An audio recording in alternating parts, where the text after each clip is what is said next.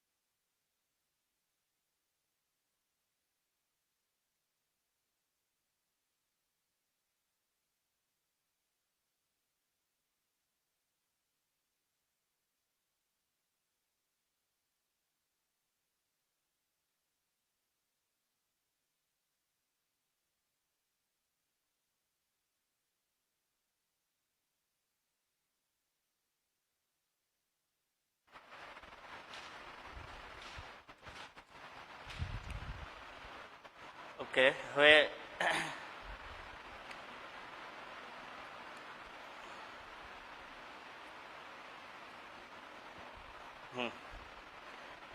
જય શ્રી કૃષ્ણ. અવાજ આવે છે?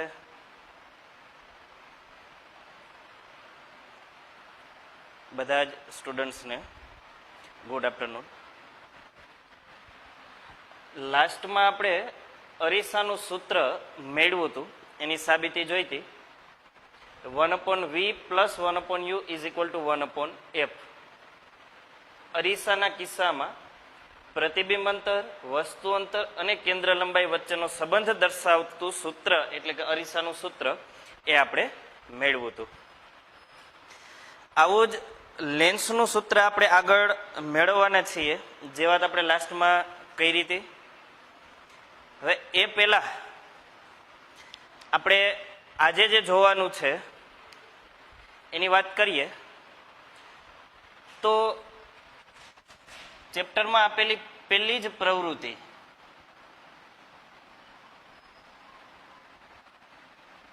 એમાં આપણે ચમચીનો એઝ અ કોન્કેવ મિરર અંતર્ગોળ અરીસા તરીકે ઉપયોગ કર્યો હતો અને કઈ રીતે પ્રતિબિંબ રચાય એ આપણે જોયું હતું. જોકે હવે તો આપણે આકૃતિ સાથે એ વસ્તુ શીખી ગયા છીએ કે અંતર્ગોળ અરીસાના કિસ્સામાં અલગ અલગ 6 સ્થાનો એ વસ્તુને મૂકીએ તો પ્રતિબિંબ કઈ રીતે મળે છે. જો વસ્તુ અનંત અંતરે હોય તો વસ્તુમાંથી આવતા કિરણો અંતર્ગોળ અરીસાની પરાવર્તક સપાટી પર આપાત થતા કિરણો મુખ્ય અક્ષને સમાંતર બને. મુખ્ય અક્ષને સમાંતર આપાત થયેલા કિરણો અંતર્ગોળ અરીસાની પરાવર્તક સપાટી વડે પરાવર્તન પામી મુખ્ય કેન્દ્ર એફ માંથી પસાર થાય. બીજા શબ્દોમાં કહીએ તો મુખ્ય અક્ષને સમાંતર આપાત થયેલા કિરણો મુખ્ય કેન્દ્ર એફ પર ભેગા મળે છે અને વસ્તુનું બિંદુવત પ્રતિબિંબ રચે છે. કિરણો પરાવર્તન પામી વાસ્તવમાં ભેગા મળે છે એટલે પ્રતિબિંબ વાસ્તવિક છે. અને તમે જાણો છો વાસ્તવિક પ્રતિબિંબ હંમેશા ઉલટું હોય. અહીંયા આપણને દેખીતી રીતે ખ્યાલ નથી આવતો કેમ કે પ્રતિબિંબ બિંદુવત છે એટલે ઉલટું છે કે ચતું એ ખ્યાલ નથી આવતો, પણ આપણે ઇનડાયરેક્ટલી ખ્યાલ મેળવીએ છીએ કે ભાઈ મોટા ભાગના બધા જ વાસ્તવિક પ્રતિબિંબ ઉલટા હોય માટે અહીંયા કિરણો વાસ્તવમાં ભેગા મળે છે એટલે વાસ્તવિક પ્રતિબિંબ રચાય માટે એ ઉલટું હશે. ત્યાર પછી આપણે જોયું તો વસ્તુને સી થી દૂર મૂકીએ તો પ્રતિબિંબ સી અને એફ ની વચ્ચે મળતું હતું, વસ્તુ કરતા નાનું મળતું હતું, વાસ્તવિક અને ઉલટું મળતું હતું. ત્રીજો કિસ્સો વસ્તુને જો વક્રતા કેન્દ્ર સી ઉપર મૂકીએ તો પ્રતિબિંબ વક્રતા કેન્દ્ર સી ઉપર જ મળે, વસ્તુ જેવડું જ મળે, વાસ્તવિક અને ઉલટું મળે. ચોથો કિસ્સો પ્રતિબિંબ એફ અને સી ની વચ્ચે વસ્તુ એફ અને સી ની વચ્ચે મૂકીએ તો પ્રતિબિંબ સી થી દૂર રચાતું હતું, વસ્તુ કરતા પ્રતિબિંબ મોટું રચાતું હતું, વાસ્તવિક અને ઉલટું હતું. જો વસ્તુને મુખ્ય કેન્દ્ર એફ ઉપર મૂકીએ તો પ્રતિબિંબ અનંત અંતરે રચાય, મતલબ કે આપણે એને જોઈ શકતા નથી અને વસ્તુ કરતા અનેક ગણું વિવર્ધિત એટલે કે મોટું પ્રતિબિંબ મળે છે. ત્યાર પછી છેલ્લો કિસ્સો જે અંતર્ગોળ અરીસાના કિસ્સામાં બાકીના કિસ્સા કરતા થોડોક અલગ છે. વસ્તુને જ્યારે ધ્રુવ પી પોલ અને મુખ્ય કેન્દ્ર એફ ની વચ્ચે આપણે મૂકીએ ત્યારે વસ્તુ કરતા મોટું પ્રતિબિંબ અરીસાની પાછળના ભાગમાં રચાય. જે આભાસી રીતે કિરણો ખેંચીને આપણે બનાવ્યું હતું, મતલબ કે એ પ્રતિબિંબ આભાસી છે અને ચતું છે. એ આપણે 6 કિસ્સા જોઈ લીધા. આપણે બહિર્ગોળ અરીસાના સંદર્ભમાં પણ 2 આકૃતિ જોઈતી. પહેલી આકૃતિ જ્યારે વસ્તુ અનંત અંતરે હોય ત્યારે પ્રતિબિંબ મુખ્ય કેન્દ્ર એફ પર રચાય અને બહિર્ગોળ અરીસાના કિસ્સામાં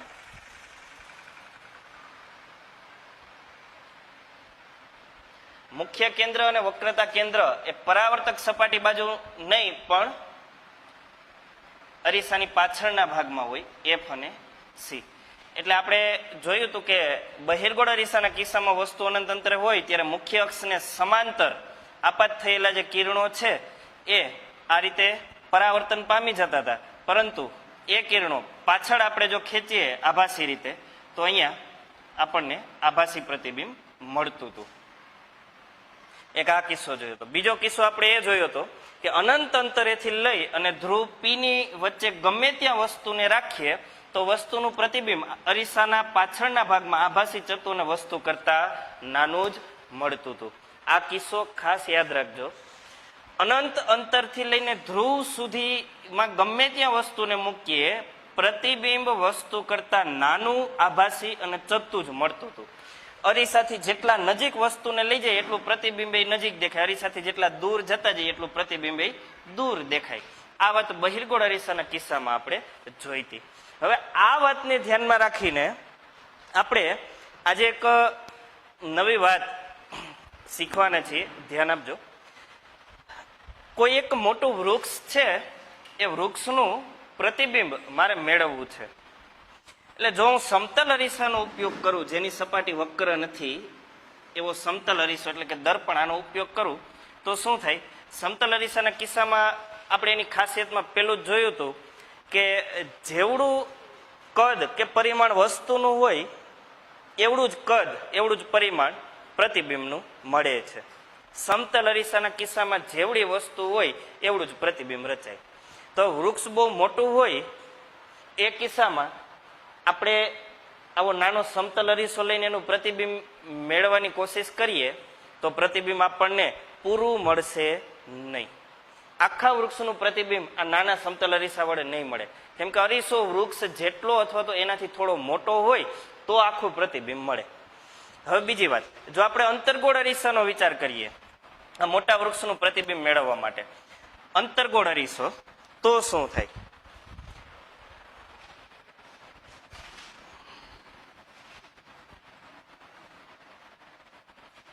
તો અંતર્ગોળ અરીસાના કિસ્સામાં તમને યાદ છે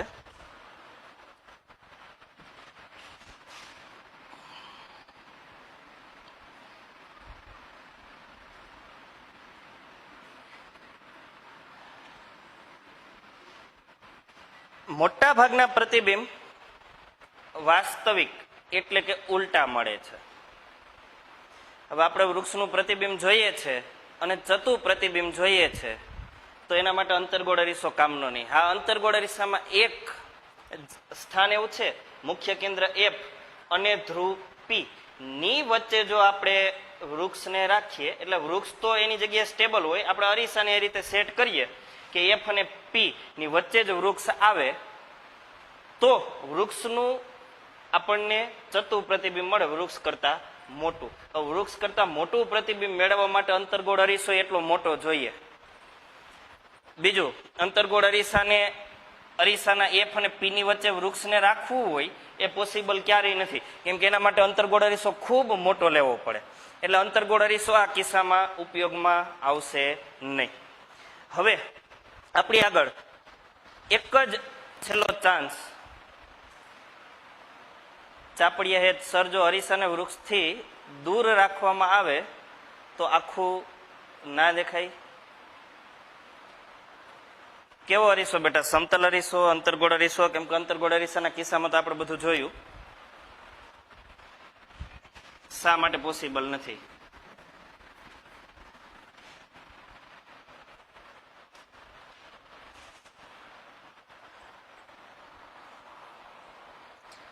હા, સમતલ અરીસાનો ઉપયોગ કરી અને આપણે પ્રતિબિંબ મેળવી શકીએ, પણ કીધું એમ પ્રતિબિંબ આખા વૃક્ષનું મેળવવું છે આપણે. એટલે સમતલ અરીસા વડે પ્રતિબિંબ મેળવવાની કોશિશ કરીએ તો તમે જાણો છો સમતલ અરીસાની પેલી જ ખાસિયત આપણે એવી જોઈતી કે જેવડી વસ્તુ એવડું પ્રતિબિંબ રચાય. એટલે પેલા તો એના માટે અરીસો સામે એટલો મોટો જોઈએ. હવે અરીસો નાનો હોય તો આખી વસ્તુનું પ્રતિબિંબ એની સામે આ વસ્તુ આપણે મૂકીએ તો આખું પ્રતિબિંબ વ્યવસ્થિત મળી શકે નહીં. હવે બહિર્ગોળ અરીસાના કિસ્સામાં આપણે એવું જોયું હતું કે વસ્તુને અનંત અંતરથી લઈ અને ધ્રુવ પી, પોલ પી ની વચ્ચે ગમે ત્યાં આપણે મૂકીએ, અનંત અંતરથી લઈ અને પોલ પી ની વચ્ચે ગમે ત્યાં મૂકીએ, વસ્તુનું પ્રતિબિંબ વસ્તુ કરતા નાનું. પહેલી વાત, બહિર્ગોળ અરીસા વડે વસ્તુ કરતા નાનું આભાસી અને ચતુ પ્રતિબિંબ આપણને મળે છે. બહિર્ગોળ અરીસાના કિસ્સામાં અનંત અંતરેથી લઈ અને ધ્રુવ પી ની વચ્ચે ગમે ત્યાં વસ્તુને રાખો એટલે વસ્તુનું પ્રતિબિંબ વસ્તુ કરતા નાનું આભાસી અને ચતુ મળે. નાનું પ્રતિબિંબ મળે એટલે કે વસ્તુ મોટી હોય તો એ નાની બનીને આપણને દેખાઈ શકે. આભાસી અને ચતુ પ્રતિબિંબ છે, પાછું પ્રતિબિંબ ઉલટું નથી, એટલે એ પણ સરળ છે. અને એટલા માટે જ બહિર્ગોળ અરીસાના ઉપયોગની જો આપણે વાત કરીએ, બહિર્ગોળ અરીસાના ઉપયોગો, આ ખાસિયતને ધ્યાનમાં લઈને બહિર્ગોળ અરીસાના ઉપયોગોની વાત કરીએ તો પહેલો જ ઉપયોગ બહિર્ગોળ અરીસાનો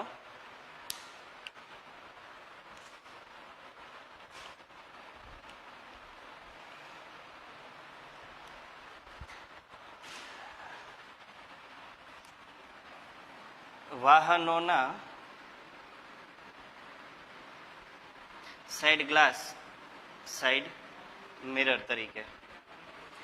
તમે જાણો છો કોઈ પણ વ્હીકલ્સ હોય, ટુ વ્હીલ કે ફોર વ્હીલ, એમાં સાઈડમાં અરીસા હોય છે કે જે અરીસાનો ઉપયોગ પાછળથી આવતા વાહનો ના અવલોકન માટે આપણે કરીએ છીએ. તો પાછળ ઘણો બધો મોટો વિસ્તાર છે, એ મોટા વિસ્તારને એક નાનકડા અરીસામાં સમાવી લેવો હોય તો એના માટે આપણે બહિર્ગોળ અરીસો જ લેવો પડશે. કેમ કે આપણે જોયું બહિર્ગોળ અરીસો વસ્તુનું નાનું આભાસીને ચતુ પ્રતિબિંબ આપે, પ્લસ બહિર્ગોળ અરીસો પોતે આ રીતે વક્ર હોવાથી મોટો વિસ્તાર કવર કરી શકે છે, મોટો વિસ્તાર. એટલે આપણે વાહનોના સાઈડ મિરર તરીકે બહિર્ગોળ અરીસાનો ઉપયોગ કરીએ છીએ. આ પહેલો ઉપયોગ થયો બહિર્ગોળ અરીસાનો, પહેલો ઉપયોગ. ત્યાર પછી બીજો ઉપયોગ. બે જ ઉપયોગ છે બહિર્ગોળ અરીસાના. બીજા ઉપયોગમાં એવું કીધું, કદાચ આ અનુભવ તમને પણ થયો હોય કે કોઈ વેપારી છે એ પોતાની દુકાનમાં કોઈ એક સીટ ઉપર બેઠો છે પર્ટિક્યુલર સ્થાને, અને આખી દુકાનનું અવલોકન એને પોતાએ કરવાનું છે કે ભાઈ દુકાન છે એમાં એને રાખેલા જે માણસો છે કઈ રીતે કામ કરે, કઈ વસ્તુ ક્યાં પડી, અથવા તો ક્યારેક એવું બને કે એનું ધ્યાન પૈસાની લેતી દેતીમાં, માલ સામાન આપવામાં એમાં હોય, અને બીજા કોઈ ગ્રાહકો દુકાનની અંદર જતા રહ્યા છે, શું કરે છે, બધું એને અવલોકન કરવું છે આખી દુકાનનું. તો આ દુકાનદાર દુકાનમાં કોઈ એક જગ્યાએ ઉપર બહિર્ગોળ અરીસો લગાવી દેશે, જેથી કરીને આખી દુકાન નું દ્રશ્ય એ આ અરીસા વડે જોઈ શકે. અને કદાચ તમે અમુક દુકાનોમાં આવું જોયેલું પણ હશે. અને એનું સારામાં સારું ઉદાહરણ આપણે જોઈએ તો રિલાયન્સ મોલ જે છે મોતીબાગ, ત્યાં આ પ્રકારના અરીસા લગાવેલા છે. તમે સીડી ચડો ઉપરના માળે જવા માટે, તો ત્યાં સીડીમાં પણ કોર્નર ઉપર આ બહિર્ગોળ અરીસા મૂકેલા છે, જે વાઇડ એરિયા કવર કરે છે, મોટો વિસ્તાર કવર કરે છે. ક્લિયર? બહિર્ગોળ અરીસાના બે ઉપયોગ આપણે, એક તો વાહનોના સાઈડ મિરર તરીકે, અને બીજું કીધું એમ વેપારીઓ દુકાનનું અવલોકન કરવા માટે એનો ઉપયોગ કરે છે.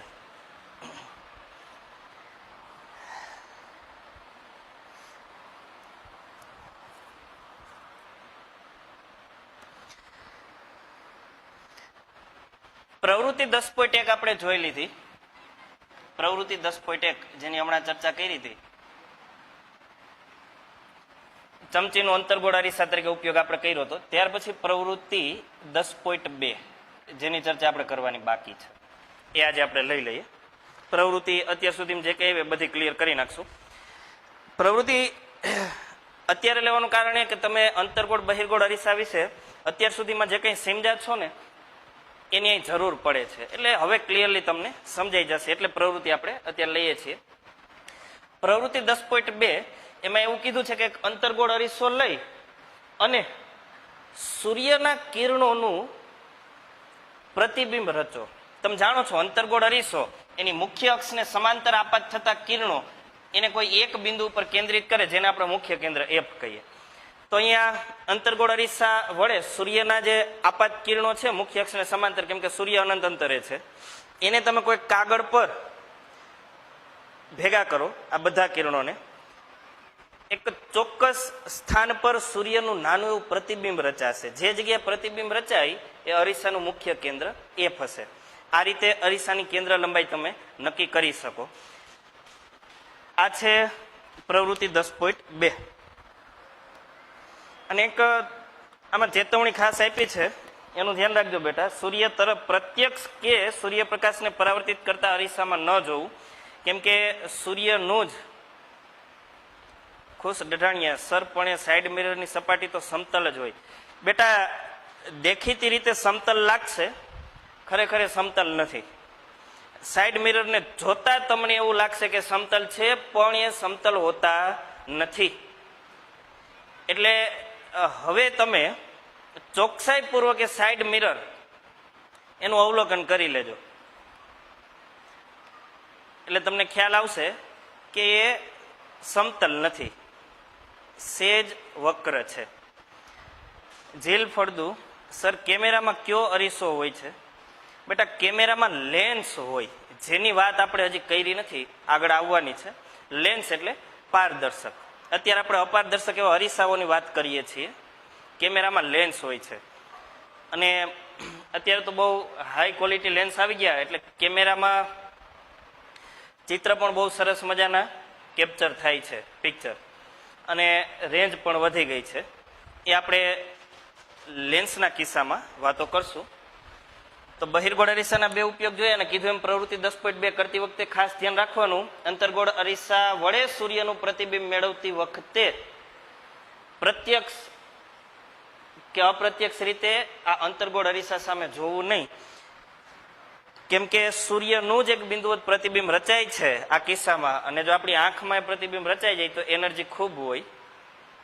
આંખની કેશિકાઓ, રુધિર વહન કરતી પાતળી નસો અથવા તો લેન્સ એને નુકસાન થઈ શકે.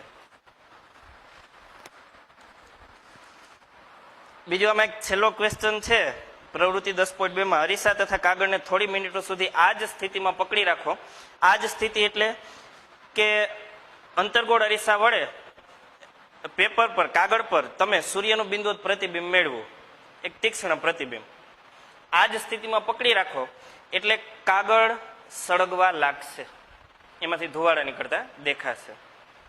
કારણ કે સૂર્યનું બિંદુવત પ્રતિબિંબ રચાય છે, બધા સૂર્યમાંથી આવતા કિરણો ત્યાં ભેગા થાય એટલે એ જગ્યાએ સૂર્યની એનર્જી, ઉર્જા વધુ પડતી હોય જે કાગળને સળગાવી દે. અને આ સેમ કિસ્સો તમે બહિર્ગોળ લેન્સ લઈને કદાચ કરેલો હોય, મેગ્નિફાઇંગ ગ્લાસ જેને કહેવાય, બિલોરી કાચ કંપાસમાં આવે છે, એ બિલોરી કાચ આ રીતે રાખીને ઘણી વખત અમુક બાળકો એવું કરે છે કે અહીંયા એક પ્રતિબિંબ મેળવે છે, જેને આપણે સાદી ભાષામાં ટીલી કહીએ છીએ. સૂર્યમાંથી આવતા જે કિરણો છે એ કોઈ એક બિંદુએ આ રીતે ભેગા મળે છે અને કાગળ સળગવા લાગે છે. ત્યાર પછી પ્રવૃત્તિ 10.3, અંતર્ગોળ અરીસાની કેન્દ્ર લંબાઈ શોધવાની રીત આપણે પ્રવૃત્તિ 10.2 માં શીખી ગયા. હવે પ્રવૃત્તિ 10.3 એમાં એવું કીધું, એક અંતર્ગોળ અરીસો લઈ એની કેન્દ્ર લંબાઈ શોધવાની પ્રવૃત્તિ 10.2 મુજબ. ત્યાર પછી ટેબલ પર ચોક વડે એક રેખા દોરવાની, ટેબલ પર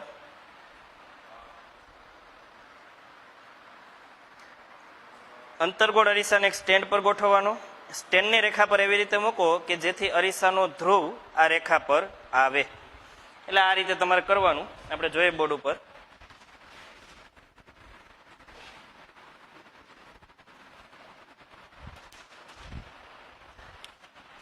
ટેબલ પર આ રીતે એક રેખા દોરવાની અને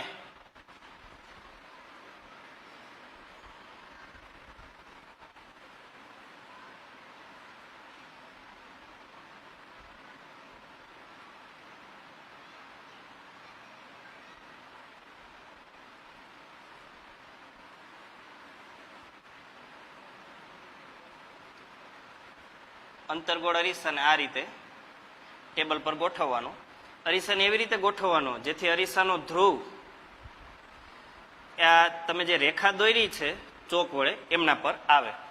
હવે આપણે પ્રવૃત્તિ 10.2 માં શીખા અંતર્ગોળ અરીસાની કેન્દ્ર લંબાઈ કઈ રીતે મેળવી શકાય. એના વડે સૂર્યનું પ્રતિબિંબ તમે મેળવો એટલે જે જગ્યાએ પ્રતિબિંબ મળે છે એ જગ્યાનું મુખ્ય કેન્દ્ર હોય, જ્યાં મુખ્ય કેન્દ્ર મળે છે ત્યાં બીજી એક રેખા દોરવાની.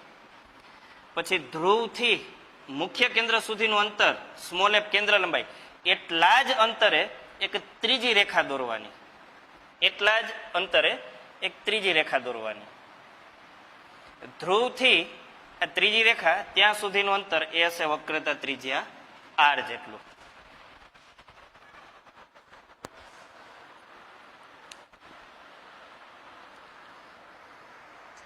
હવે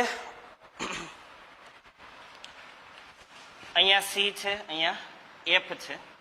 તમારે એક સળગતી મીણબત્તી લેવાની અને એને અંતર્ગોળ અરીસાની સામે અહીંયા અલગ અલગ સ્થાને રાખવાની.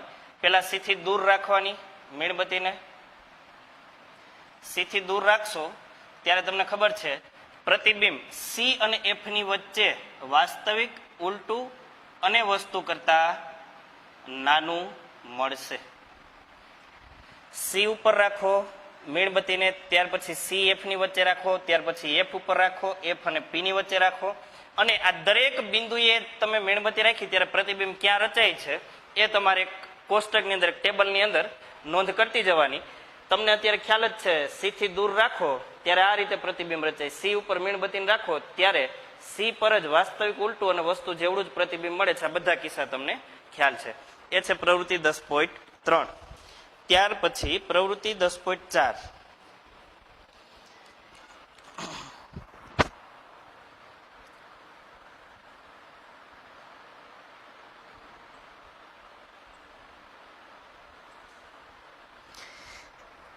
જે આપણે અવલોકન મેળવ્યા છે એ જ અવલોકન વિશે આમાં નોંધ કરવાની છે. પ્રવૃત્તિ 10.5. પ્રવૃત્તિ 10.5 એ બહિર્ગોળ અરીસાની છે અને એમાં એવું પૂછ્યું કે એક બહિર્ગોળ અરીસો લો, તેને હાથમાં પકડો, બીજા હાથમાં એક પેન્સિલને તેની અણી ઉપરની તરફ રહે તેમ સીધી પકડો. પેન્સિલ સળગેલી નથી એટલે પેન્સિલની અણી ઉપરની તરફ રહી એવી રીતે પકડવાની અરીસાની સામે, અને પ્રતિબિંબ જુઓ. પ્રતિબિંબ ચતું છે કે ઉલટું? શું લાગે બેટા? આન્સર આપો ફટાફટ કોમેન્ટમાં. બહિર્ગોળ અરીસાની સામે વસ્તુને મૂકીએ ત્યારે પ્રતિબિંબ ચતું મળે કે ઉલટું? આન્સર આપો ફટાફટ. બહિર્ગોળ અરીસાની સામે વસ્તુને રાખીએ ત્યારે પ્રતિબિંબ ચતું મળે કે ઉલટું?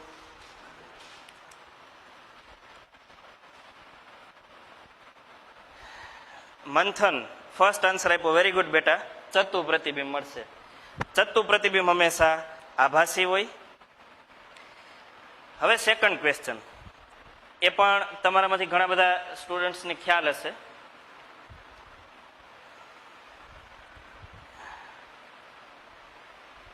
ચતુ પ્રતિબિંબ મળે એ ખ્યાલ આવી ગયો આપણને. બીજો ક્વેશ્ચન, બહિર્ગોળ અરીસાની સામે વસ્તુને રાખતા વસ્તુનું પ્રતિબિંબ કેવડું મળશે? વસ્તુ કરતા મોટું, વસ્તુ જેવડું કે વસ્તુ કરતા નાનું? આન્સર આપો. બહિર્ગોળ અરીસાની સામે વસ્તુને રાખીએ ત્યારે પ્રતિબિંબ કેવડું મળશે? વસ્તુ કરતા મોટું, વસ્તુ કરતા નાનું કે વસ્તુ જેવડું જ? ભૂમિત, વેરી ગુડ. સાચો આન્સર છે બેટા, નાનું પ્રતિબિંબ મળે. વસ્તુ કરતા નાનું પ્રતિબિંબ મળે. અને જો આ વાતની સાબિતી તમારે જોતી હોય તો ઘરે કોઈ ચમચી લઈ અને ચમચીનો બહારનો ભાગ, આ બહારનો ભાગ એ બહિર્ગોળ અરીસા તરીકે વર્તે, એને આમ રાખી અને તમે પ્રતિબિંબ જોઈ લેજો મોઢાનું, એટલે તમને ખ્યાલ આવી જશે વસ્તુ કરતા નાનું પ્રતિબિંબ મળે છે. અને નાનું પ્રતિબિંબ આપે છે ને બહિર્ગોળ અરીસો, એટલે જ એમાં આપણે સાઈડ મિરર તરીકે કદાચ એનો ઉપયોગ કરીએ જ છીએ સાઈડ મિરર તરીકે, તો એ મોટો વિસ્તાર કવર કરે છે. પાછળ આવતા ઘણા બધા વાહનો એ નાનકડા અરીસામાં સમાઈ શકે છે, કારણ કે વસ્તુ કરતા નાનું પ્રતિબિંબ આપે છે. યશવર્ધન સર, ફર્સ્ટ આન્સર મારો છે. હા બેટા, સરસ.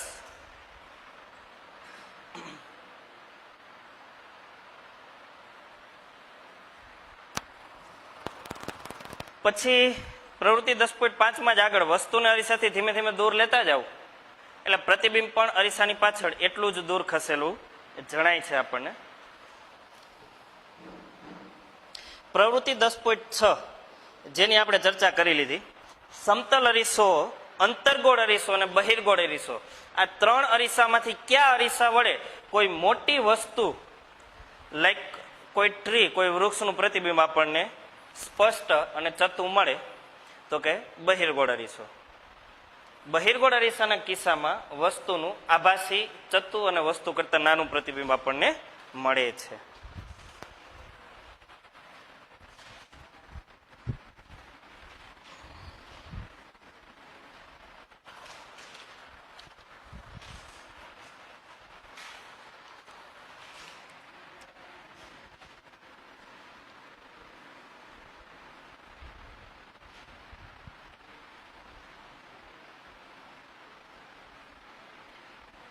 અરીસાનું સૂત્ર મેળવતી વખતે આપણે અંતર્ગોળ અરીસાનો ઉપયોગ કર્યો હતો અને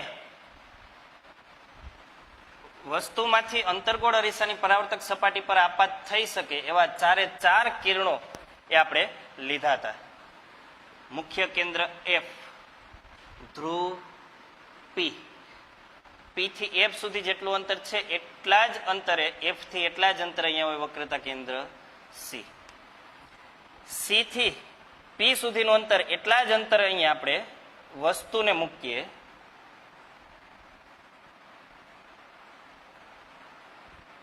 વસ્તુની ટોચનો ભાગ એને હું કહીશ એ, છેડાના ભાગને કહીશ બી, વસ્તુની ઊંચાઈ એચ, હાઈટ એચ, ઊંચાઈ. પેલું આપાત કિરણ મુખ્ય અક્ષને સમાંતર, એ મુખ્ય કેન્દ્ર એફ માંથી પરાવર્તિત થઈ અને પસાર થશે. બીજું કિરણ વક્રતા કેન્દ્ર સી માંથી આપાત કરવામાં આવે તો પરાવર્તન એ જ માર્ગે વિરુદ્ધ દિશામાં થાય. ત્રીજું કિરણ આપણે લઈએ મુખ્ય કેન્દ્ર એફ માંથી આપાત થઈ અને અંતર્ગોળ અરીસા પર જતું હોય તેવું. એ કિરણ નું પરાવર્તન મુખ્ય અક્ષને સમાંતર થશે. અને ચોથું છેલ્લું કિરણ આપણે ધ્રુવ પર આપાત કરીએ તો મુખ્ય અક્ષ સાથે જેટલો ખૂણો બનાવે આપાત કોણ એટલો જ પરાવર્તન કોણ બનાવી ને એ કિરણ આ રીતે પરાવર્તિત થશે. આ 4 કિરણો આપણે લીધા હતા. પછી આની મદદથી આ ઓરિજિનલ આકૃતિ ઉપરથી આપણે એક અનુકૂળ આકૃતિ બનાવી હતી.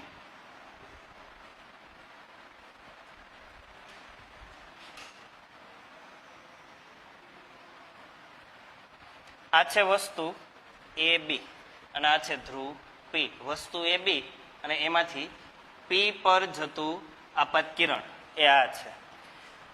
અહીંયા બધા કિરણો જે ભેગા મળે છે ત્યાં વસ્તુનું વાસ્તવિક ઉલટું અને વસ્તુ કરતા નાનું પ્રતિબિંબ રચાય છે. પ્રતિબિંબનો ટોચનો ભાગ એ ડેશ, છેડાનો ભાગ બી ડેશ, પ્રતિબિંબની ઊંચાઈ એચ ડેશ. અહીંયા આપણને મળે છે પ્રતિબિંબ વસ્તુ કરતા નાનું.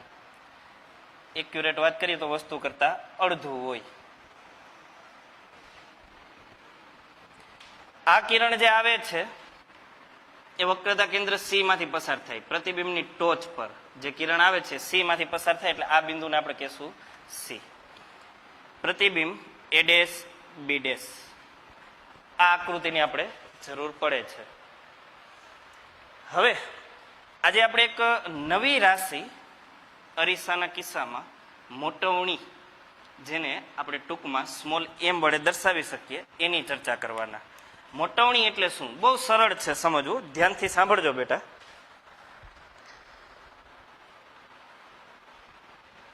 અહીંયા આપણે વસ્તુ એ બી લીધી છે, પ્રતિબિંબ આપણી આગળ છે એ ડેશ બી ડેશ. વસ્તુ કરતા પ્રતિબિંબની ઊંચાઈ ઓછી છે, તમે જોઈ શકો છો.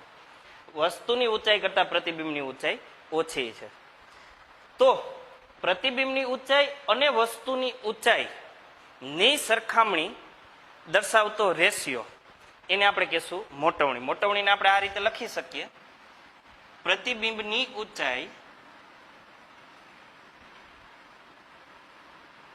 એટલે એચ ડેશ છેદમાં વસ્તુની ઊંચાઈ એચ.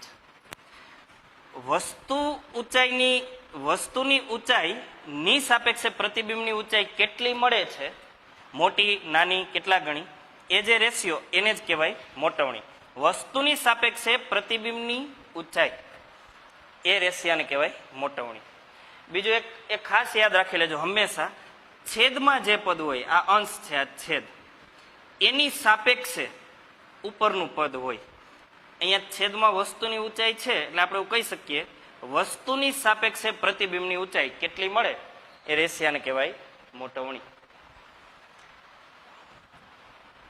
ટૂંકમાં લખવું હોય તો આપણે લખી શકીએ એચ ડેશ અપોન એચ. અને આપણી આકૃતિ માટે જો મોટવણીનું સૂત્ર લાગુ પાડીએ તો તમે જો પ્રતિબિંબની ઊંચાઈ આપણી આગળ છે એ ડેશ બી ડેશ. પ્રતિબિંબની ઊંચાઈ આપણી આગળ છે એ ડેશ બી ડેશ છેદમાં વસ્તુની ઊંચાઈ આપણી આગળ છે એ બી જેટલી, એ બી. એ ડેશ બી ડેશ એટલે એચ ડેશ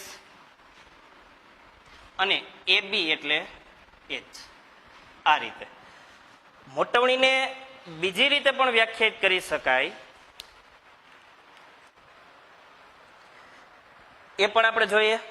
એક તો આપણે એ જોયું કે પ્રતિબિંબની ઊંચાઈ છેદમાં વસ્તુની ઊંચાઈ એટલે મોટવણીનું મૂલ્ય આપણને મળે છે. બીજું, પ્રતિબિંબ અંતર છેદમાં વસ્તુ અંતર.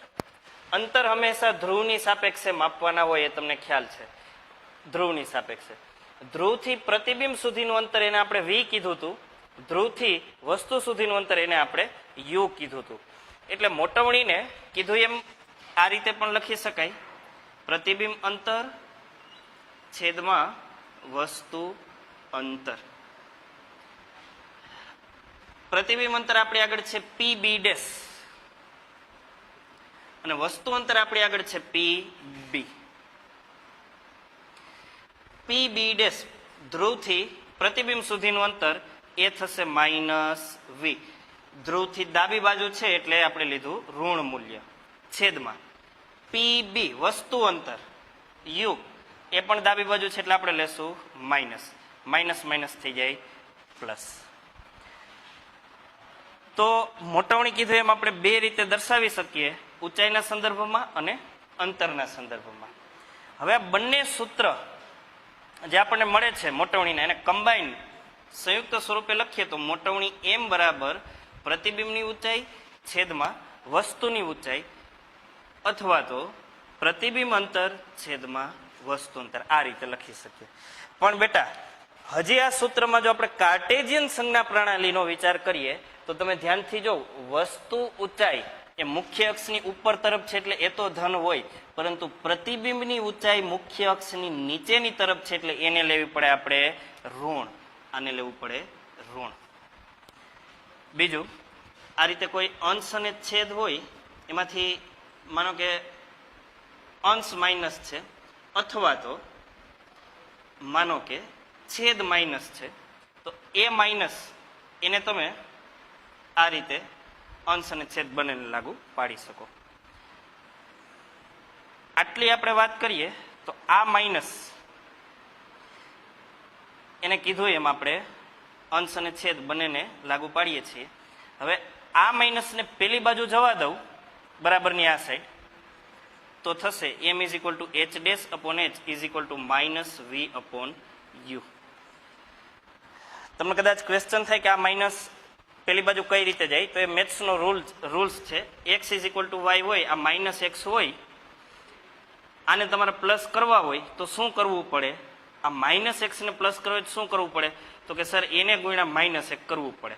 પણ બરાબરની બે બાજુ હરખી ક્રિયા થાય, આ બાજુ ગુણ્યા માઇનસ એક કર્યું તો આ બાજુ પણ ગુણ્યા માઇનસ એક થાય. હવે આ માઇનસ માઇનસ પ્લસ થઈ જાય, માઇનસ એક ગુણ્યા એક્સ એટલે એક્સ, પ્લસ માઇનસ માઇનસ થઈ જાય, વાય ગુણ્યા એક એટલે વાય. આ રીતે માઇનસ ટ્રાન્સફર થાય, જે આપણે અહીં કર્યું, માઇનસ આ બાજુ હતા એ પેલી બાજુ જવા દીધા. તો આ બે આપણી આગળ મોટવણીના સૂત્ર છે. એક ઊંચાઈના સંદર્ભમાં પ્રતિબિંબ ઊંચાઈ છેદમાં વસ્તુ ઊંચાઈ, બીજું અંતરના સંદર્ભમાં પ્રતિબિંબ અંતર છેદમાં વસ્તુ અંતર. હવે જો મોટવણીનું મૂલ્ય આપણને ઋણ મળ્યું, ક્યારે? અંતરગોળ અરીસો હતો ત્યારે.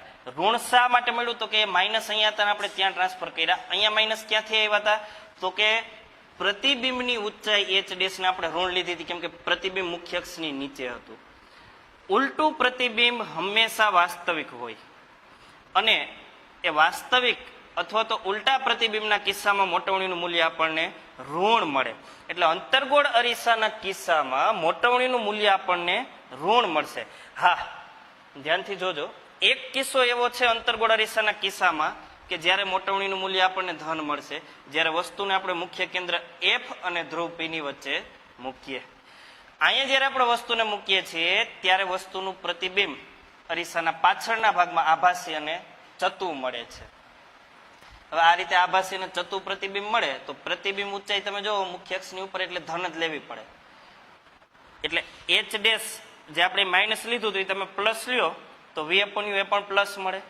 એટલે જો પ્રતિબિંબ, ધ્યાનથી સાંભળજો, જો પ્રતિબિંબ વાસ્તવિક અને ઉલટું હોય તો મોટવણીનું મૂલ્ય મળશે ઋણ. મોટવણીનું મૂલ્ય મળશે આપણને ઋણ.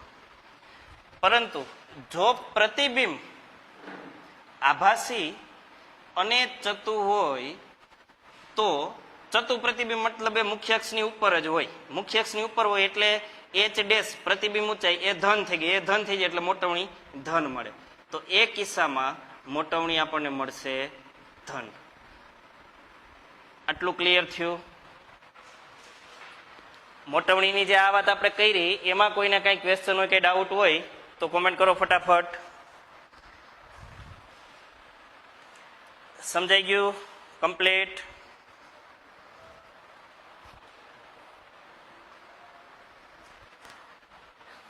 Very good.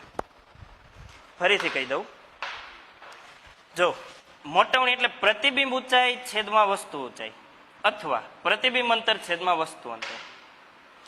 હવે આ અહીંયા આપણી આગળ ઓલરેડી ધન એટલા માટે છે કે બંને માઇનસ હોય. ધ્રુવની સાપેક્ષ અહીંયા તમે જો વસ્તુ અંતર, વસ્તુ ડાબી બાજુ એટલે વસ્તુ અંતર યુ પણ માઇનસ અને પ્રતિબિંબ ડાબી બાજુ એટલે પ્રતિબિંબ અંતર એ માઇનસ. એ માઇનસ માઇનસ પ્લસ થાય, ગણિતનો સાદો નિયમ. એટલે એ તો ધન હતું જ. પણ અહીંયા કાર્ટેશિયન સંજ્ઞા પ્રણાલી મુજબ એચ ડેશ અંતર્ગોળ અરીસાના કિસ્સામાં એચ ડેશ મુખ્ય અક્ષની નીચેની તરફની ઊંચાઈ હતી એટલે માઇનસ હતું. એ માઇનસ ત્યાં ટ્રાન્સફર કર્યા એટલે મોટવણીનું મૂલ્ય આપણને માઇનસ મળ્યું હતું અંતર્ગોળ અરીસાના કિસ્સામાં. હા, અંતર્ગોળ અરીસાના કિસ્સામાં મોટવણીનું મૂલ્ય ધન મળી શકે. આપણે જોયું એમ જ્યારે વસ્તુ એફ અને પી ની વચ્ચે હોય, કારણ કે ત્યાં વસ્તુને રાખીએ તો પ્રતિબિંબ આભાસી ચતુ પ્રતિબિંબ મળે. ચતુ પ્રતિબિંબ આ રીતે મુખ્ય અક્ષની ઉપર તરફની ઊંચાઈ એટલે મોટવણીનું મૂલ્ય ધન થઈ જાય. બાકીના પાંચેય કિસ્સામાં અંતર્ગોળ અરીસા માટે બાકીના પાંચેય કિસ્સામાં મોટવણીનું મૂલ્ય ઋણ મળશે.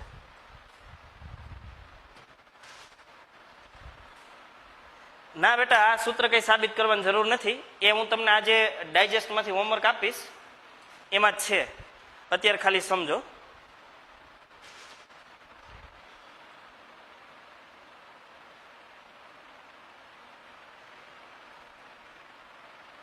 અનંત અંતરે વસ્તુ હોય તો એફ મુખ્ય કેન્દ્ર પર પ્રતિબિંબ ધન મળે કે ઋણ. અંતર્ગોળ અરીસાના કિસ્સામાં આપણે એવી વાત કરી હતી કે વસ્તુ અનંત અંતરે હોય ત્યારે પ્રતિબિંબ મુખ્ય કેન્દ્ર પર વાસ્તવિક અને ઉલટું મળે. વાસ્તવિક અને ઉલટું મતલબ મોટવણી ઋણ બિંદુવત પ્રતિબિંબ. અગાઉ કીધું તું, ફરીથી કહું, આને આપણે જોઈ નથી શકતા, ઉલટું છે ચતુ બિંદુવત છે એટલે. પણ ખબર કેમ પડે તો કે વાસ્તવિક પ્રતિબિંબ હંમેશા ઉલટું હોય એટલે એ કિસ્સામાં મોટવણી ઋણ. આભાસી અને ચતુ પ્રતિબિંબ મળે તો મોટવણી ધન. હવે તમે વિચાર કરો, બહિર્ગોળ અરીસાના કિસ્સામાં આપણે જોયું હતું કે પ્રતિબિંબ આભાસી અને ચતુ જ મળે છે. એ તમે અનંત અંતરે વસ્તુને રાખો કે ભાઈ બીજો અને છેલ્લો કિસ્સો અનંત અંતરથી લઈ અને ધ્રુવની વચ્ચે ગમે ત્યાં વસ્તુને રાખો, પ્રતિબિંબ અરીસાની પાછળના ભાગમાં આભાસી અને ચતુ એટલે કે મુખ્ય અક્ષની ઉપર જ મળે. તો બહિર્ગોળ અરીસાના કિસ્સામાં પ્રતિબિંબ હંમેશા આભાસી અને ચતુ મળતું હોવાથી મોટવણી કેવી મળશે? ધન. મોટવણી ધન જ મળશે બહિર્ગોળ અરીસાના કિસ્સામાં. અંતર્ગોળ અરીસાના કિસ્સામાં આ એક જે કેસ છે એફ અને પી વચ્ચેનો, એને તમે બાદ કરો તો બાકીના પાંચેય કિસ્સામાં પ્રતિબિંબ વાસ્તવિક અને ઉલટું હોવાથી મોટવણી ઋણ મળશે. અને હવે આપણે વિચાર કરશું સમતલ અરીસાનો. સમતલ અરીસાના કિસ્સામાં મોટવણી કઈ રીતે મળે, જોજો ધ્યાનથી. તો એક વાતથી તમે માહિતગાર છો જ કે સમતલ અરીસો, સાદો દર્પણ, મિરર, એમાં રચાતું પ્રતિબિંબ વસ્તુ જેવડું જ હોય. વસ્તુના પરિમાણ જેવડું જ પરિમાણ પ્રતિબિંબનું પણ હોય છે. તો હવે જો આકૃતિ સાથે આપણે જોઈએ, ધ્યાન અહીં આપજો. સમતલ અરીસો જેની પરાવર્તક સપાટી વક્ર નથી, સેજે ગોળાઈ વાળી નથી, એવો સમતલ અરીસો, પ્લેન મિરર. એની સાથે 90 અંશના ખૂણે આપણે કાલ્પનિક લાઈન દોરીએ તો એ બનશે સપાટી સાથે દોરેલો લંબ, અથવા તો એને કહેશું આપણે મુખ્ય અક્ષ. અહીંયા ધ્રુવ પી, પોલ. સમતલ અરીસાની સામે અહીંયા ક્યાંક આપણે વસ્તુને રાખીએ છીએ.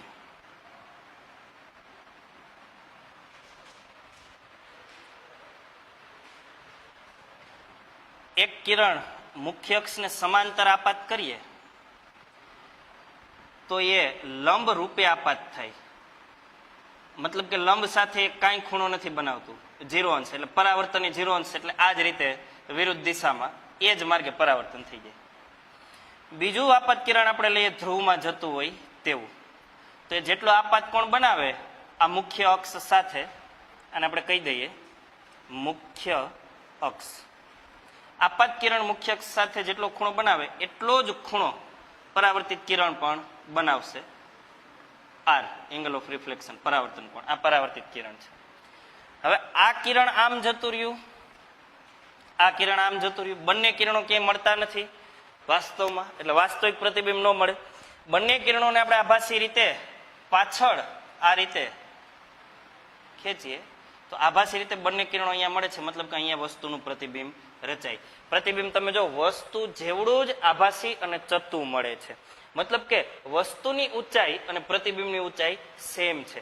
જો અહીંયા વસ્તુ 3 સેન્ટીમીટરની હોય તો સમતલ અરીસામાં પ્રતિબિંબ 3 સેન્ટીમીટરનું જ હોય, આભાસી અને ચત્તુ. હવે આ અરીસા માટે મોટવણીનો વિચાર કરીએ તો મોટવણી એટલે તમે જાણો પ્રતિબિંબની ઊંચાઈ h ડેશ છેદમાં વસ્તુની ઊંચાઈ h.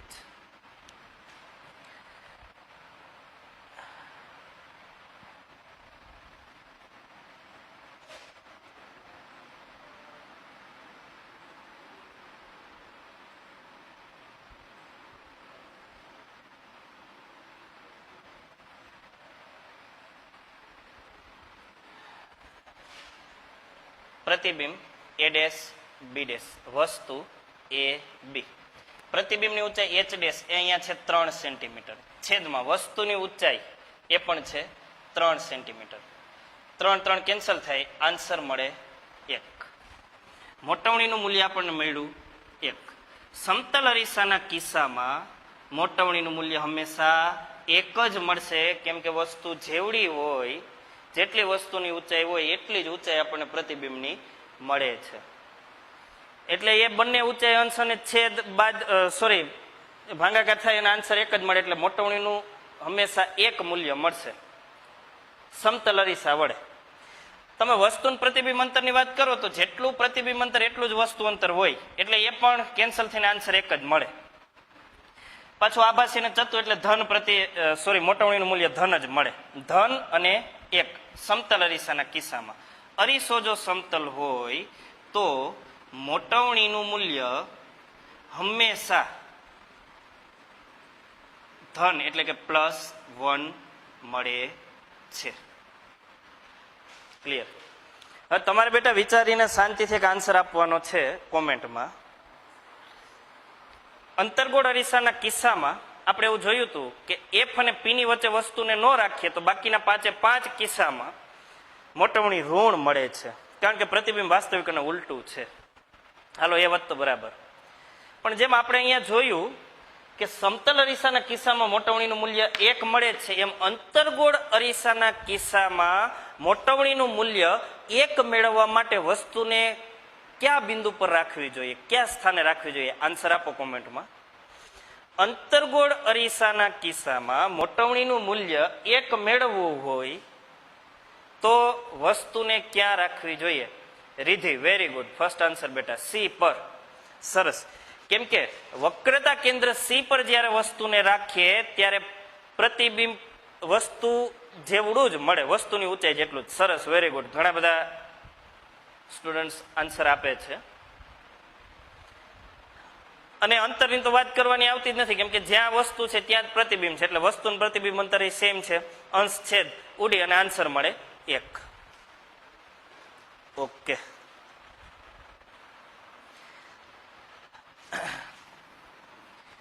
હવે અહીંયા જો મોટવણી ધન 1 +1 મળે તો અરીસો કયો હોય? આપણે હમણાં અહીંયા જોયું સમતલ અરીસો હોય. જો મોટવણીનું મૂલ્ય ઋણ 1 મળે, -1, તો તમે જે આન્સર આપ્યો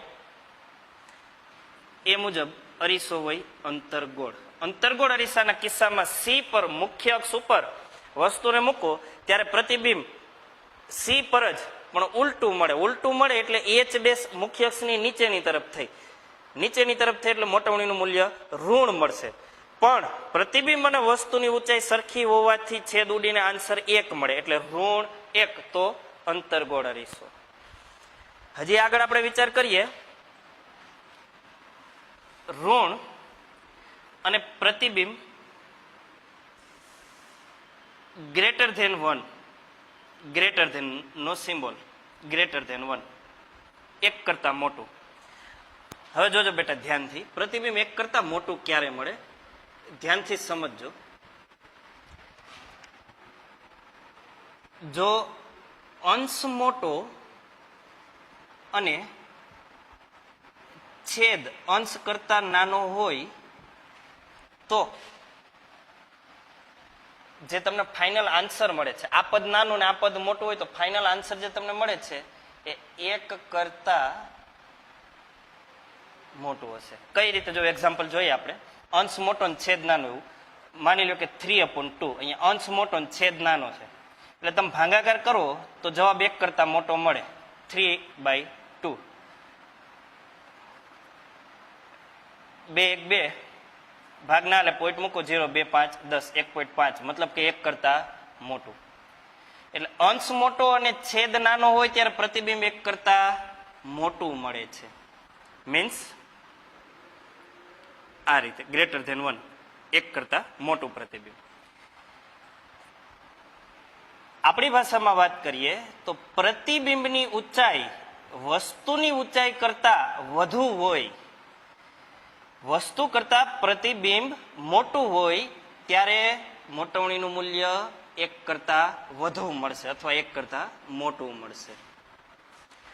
અંતર્ગોળ અરીસાના કિસ્સામાં જો તમે વસ્તુને સી અને એફ વક્રતા કેન્દ્ર અને મુખ્ય કેન્દ્રની વચ્ચે મૂકો તો પ્રતિબિંબ સી થી દૂર વસ્તુ કરતા મોટું મળે છે. મતલબ કે વસ્તુની ઊંચાઈ કરતા પ્રતિબિંબની ઊંચાઈ વધી ગઈ. અંતર્ગોળ અરીસાના કિસ્સામાં વસ્તુને સી અને એફ ની વચ્ચે મૂકો ત્યારે પ્રતિબિંબ સી થી દૂર વસ્તુ કરતા મોટું મળે. એટલે પ્રતિબિંબ જ્યારે વસ્તુ કરતા મોટું બની જાય, પ્રતિબિંબ ઊંચાઈ વધી જાય ત્યારે આન્સર 1 કરતા વધુ મળવાનો, જેમ અહીંયા લખ્યું છે. અને ઋણ અંતર્ગોળ અરીસાના કિસ્સામાં મોટવણી ઋણ હોય, કારણ કે પ્રતિબિંબ વાસ્તવિક અને ઉલટું છે. તો આવું હોય ત્યારે અરીસો કયો હશે? અંતર્ગોળ.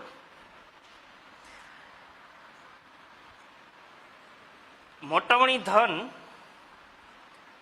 અને લેસ ધેન 1, લેસ ધેન 1, 1 કરતા નાની, આવું ક્યારે મળે? તો જ્યારે મોટવણીના કિસ્સામાં છેદ મોટો હોય, અંશ નાનો હોય ત્યારે 1 કરતા ઓછું મૂલ્ય મળશે. કઈ રીતે? જો આનું પણ ઉદાહરણ લઈએ.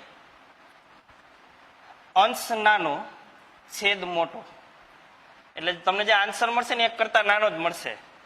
ખ્યાલ આવી ગયો છે તમને? ભાગનો એટલે 0 પોઈન્ટ મૂકો એટલે અહીંયા 0, 3 6 18, 0.6 સમથિંગ હોય અહીંયા, 0.6 સમથિંગ, મતલબ કે 1 કરતા નાનું મૂલ્ય મળ્યું મોટવણીનું. મોટવણીનું મૂલ્ય 1 કરતા નાનું ક્યારે મળે? તો કે જ્યારે વસ્તુ ઊંચાઈ પ્રતિબિંબ ઊંચાઈ કરતા વધુ હોય, વસ્તુ મોટી ને પ્રતિબિંબ નાનું હોય ત્યારે એવું થાય. બહિર્ગોળ અરીસાના કિસ્સામાં આપણે જોયું હતું કે હંમેશા પ્રતિબિંબ વસ્તુની ઊંચાઈ કરતા નાની ઊંચાઈ વાળું જ મળ્યું હતું આપણને. બહિર્ગોળ અરીસાના કિસ્સામાં વસ્તુ કરતા પ્રતિબિંબ નાનું જ હોય. બીજી વાત, આભાસી અને ચત્તુ જ હોય. આભાસી અને ચત્તુ પ્રતિબિંબ મતલબ કે મોટવણીનું મૂલ્ય ધન જ મળે બહિર્ગોળ અરીસાના કિસ્સામાં, જે આપણે અહીંયા લખ્યું હતું એ રીતે. તો અહીંયા મોટવણીનું મૂલ્ય ધન છે એટલે પ્રતિબિંબ આભાસી અને ચત્તુ હશે. બીજી વાત, 1 કરતા નાનું છે એટલે જેમ આપણે અહીંયા જોયું એમ એ હશે બહિર્ગોળ અરીસો.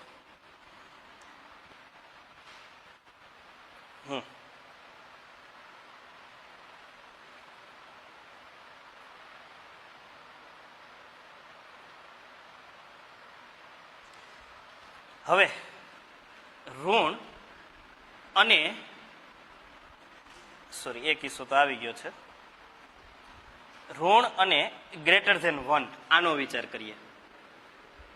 ગ્રેટર ધેન 1, મોટવણીનું મૂલ્ય 1 કરતા નાનું અને ઋણ. મોટવણીનું મૂલ્ય 1 કરતા નાનું ક્યારે મળે એ હવે તમને ખ્યાલ છે, જ્યારે પ્રતિબિંબની ઊંચાઈ ઓછી હોય અને વસ્તુ ઊંચાઈ વધુ હોય, વસ્તુ મોટી અને પ્રતિબિંબ નાનું હોય ત્યારે મોટવણીનું મૂલ્ય 1 કરતા નાનું મળશે. શું અંતર્ગોળ અરીસાના કિસ્સામાં આવું ક્યારેય થાય કે વસ્તુ કરતા પ્રતિબિંબ નાનું મળે?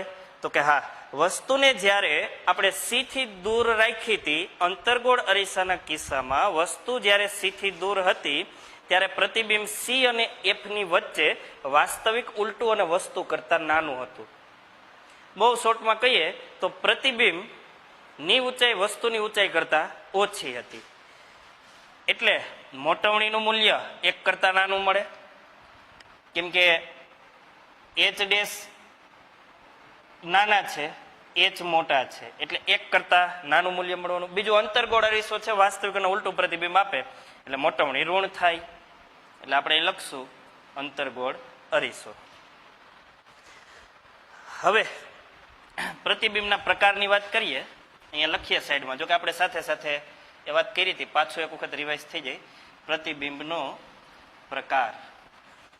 સમતલ અરીસાના કિસ્સામાં મોટવણીનું મૂલ્ય ધન અને 1 મળ્યું હતું તો પ્રતિબિંબ કેવું હોય તમે જોઈ શકો છો, આભાસી અને ચતુ. મોટવણીનું ધન મૂલ્ય હંમેશા આભાસી અને ચતુ પ્રતિબિંબ આપશે, મોટવણીનું ઋણ મૂલ્ય હંમેશા વાસ્તવિક અને ઉલટું પ્રતિબિંબ આપશે. જેમ કે અહીંયા મોટવણીનું મૂલ્ય ઋણ છે એટલે પ્રતિબિંબ વાસ્તવિક અને ઉલટું હશે. અહીંયા પણ મોટવણીનું મૂલ્ય ઋણ છે એટલે પ્રતિબિંબ વાસ્તવિક અને ઉલટું હશે. વાસ્તવિક અને ઉલટું પ્રતિબિંબ હોય તો જ મોટવણીનું મૂલ્ય ઋણ મળે, જે આપણે આગળ સાબિતીમાં જોયું. મોટવણીનું મૂલ્ય ધન મતલબ કે પ્રતિબિંબ આભાસી અને ચતુ, મોટવણીનું મૂલ્ય ઋણ પ્રતિબિંબ વાસ્તવિક અને ઉલટું. આ એક ટેબલ પણ ડાયજેસ્ટમાં આપેલો છે, જે આજે આપણે હોમવર્કમાં લખવાના છીએ.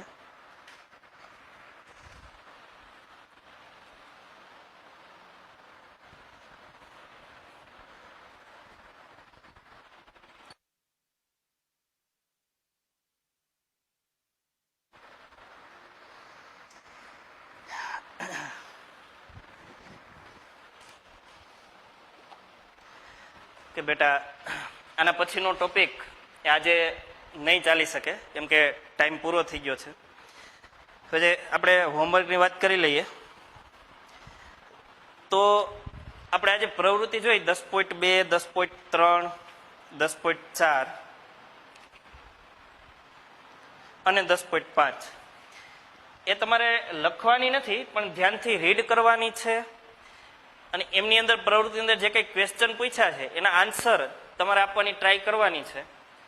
એટલે તમને ખ્યાલ આવશે કે તમને પ્રવૃત્તિ સમજાઈ ગઈ કે નહીં. 100% સમજાઈ ગઈ છે, છતાં પણ ક્યાં એમાં ક્વેશ્ચન હોય તો મને કહેજો. એટલે એ આપણે પ્રવૃત્તિ લખતા નથી પણ વાંચી લેજો ભૂલ્યા વગર, બરાબર. હવે લખવાનું જે છે એની વાત કરીએ તો ડાયજેસ્ટમાંથી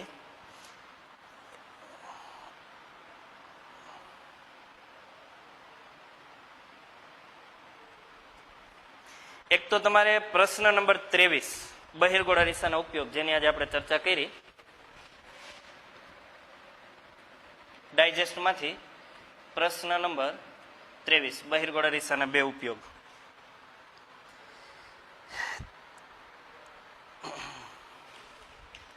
પ્રશ્ન નંબર 27 પછી મોટવણી જેની આજે આપણે ચર્ચા કરી એ છે પ્રશ્ન નંબર 28.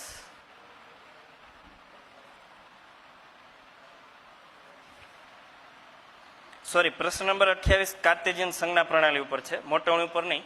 મોટવણી ઉપર છે પ્રશ્ન નંબર 30. આ જો લખાઈ ગયું હોય કાર્ટેશિયન સંજ્ઞા પ્રણાલી વાળો આન્સર તમે લખી નાખ્યો હોય તો લખવાની જરૂર નથી, ના લખ્યો હોય તો લખવાનો. પ્રશ્ન નંબર 30 અરીસા વડે મળતી મોટવણી વિશે ટૂંક નોંધ લખો એ તમારે લખવાનું છે.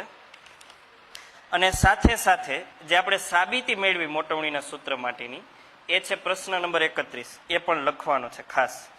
અને પ્રશ્ન નંબર 32 સમતલ અરીસાના કિસ્સામાં મોટવણી, જે આપણે આ રીતે જોઈ છે આકૃતિ સાથે.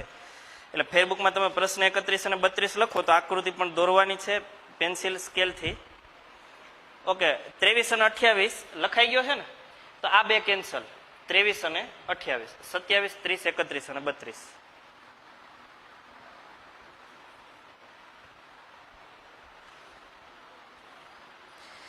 પછી ડાયજેસ્ટમાં ખાસ પેજ નંબર 25 ઉપર લેફ્ટ સાઈડ ડાબી બાજુ જ યાદ રાખો એવું આપેલું છે, યાદ રાખો એવું. અને એમાં એવું લખ્યું છે ખૂબ મહત્વનું, ખરેખર મહત્વનું છે, કેમ કે 1 માર્કનો શોર્ટ ક્વેશ્ચન આમાંથી પૂછાવાની પોસિબિલિટીઝ ખૂબ વધારે શક્યતા છે 1 માર્કનો શોર્ટ ક્વેશ્ચન આમાંથી પૂછાવાની.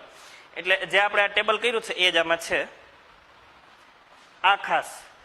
હવે આટલું પ્રશ્ન નંબર 27, 30, 31, 32 અને એક આ ટેબલ વ્યવસ્થિત ડ્રો કરજો. આ 5 વસ્તુ દર વખતની જેમ જ એક વખત હોમવર્ક બુકમાં અને એક વખત ફેરબુકમાં લખી તૈયાર કરવું. ક્લિયર? આજે આટલું રાખીએ છીએ. સરસ. બધાને બાય, જય શ્રી કૃષ્ણ, જય હિન્દ.